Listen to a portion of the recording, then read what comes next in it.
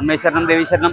ഞാനിപ്പോൾ പുലക്കാവിലാണുള്ളത്. അതായത് പുലപ്പാടം, പുലക്കാവ്, അതുപോലെ തന്നെ കൊടുങ്ങല്ലൂർ ഭഗവതിയുടെ കീഴ്ക്കാവ് എന്നൊക്കെ അറിയപ്പെടുന്ന ആ ഒരു മൂലസ്ഥാനത്താണ് നിൽക്കുന്നത്. ഇന്ന് വളരെ പ്രധാനപ്പെട്ട ഒരു ചടങ്ങാണ് ഇവിടെ നടക്കുന്നത്. അതായത് ദേവി ആദ്യം ദാരികനെ വധിച്ചതിന് ശേഷം തലയും കൊണ്ട് ഇനി ഭയക്കണ്ട, ഞാൻ ദാരികനെ വധിച്ചു എന്ന് പറഞ്ഞുകൊണ്ട് ഒരു വള്ളോൻ എന്ന് പറയുന്ന ആളുടെ കുടുംബത്തിൽ, അതായത് ദേവിയാണ് വള്ളോൻ എന്ന അദ്ദേഹത്തെ വിളിച്ചത്, ആ കുടുംബത്തിലാണ് ആദ്യം വന്ന് കയറിയത്. അപ്പോൾ അതിൻ്റെ സൂചകമായിട്ട് ഇവിടെ 14 ദിവസം ദേവിയെ ഇരുത്തി പൂജകൾ കൊടുത്തു, നേദ്യം കൊടുത്തു. അങ്ങനെ അതിനുശേഷം തമ്പുരാനെ അറിയിച്ച് തമ്പുരാനാണ് ക്ഷേത്രം പണിത് ഭഗവതിയെ അവിടെ ഇപ്പോൾ കൊടുങ്ങല്ലൂർ കാവില് പ്രതിഷ്ഠിച്ചിരിക്കുന്നത്.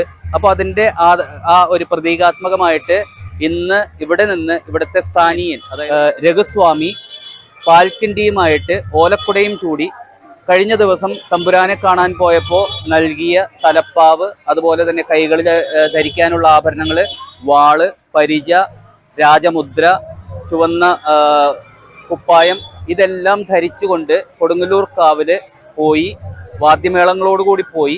അതിനുശേഷം അവിടെ ദർശനം നടത്തി തിരിച്ചു വന്നിട്ട് ഇവിടെ അല്പം ഉയരത്തിൽ ഒരു മാടം പോലെ കെട്ടിയിരിക്കുന്ന സ്ഥലത്ത് വന്നിട്ട് ഇവിടെ വരുന്ന ഭക്തർക്കെല്ലാം അനുഗ്രഹം കൊടുക്കുന്ന ഒരു ചടങ്ങാണ് ഇവിടെ നടക്കുന്നത്. ഇന്ന് വൈകിട്ട് വരെ അദ്ദേഹം മാടത്തിലിരുന്ന് അനുഗ്രഹം കൊടുക്കും ഭക്തർക്ക്.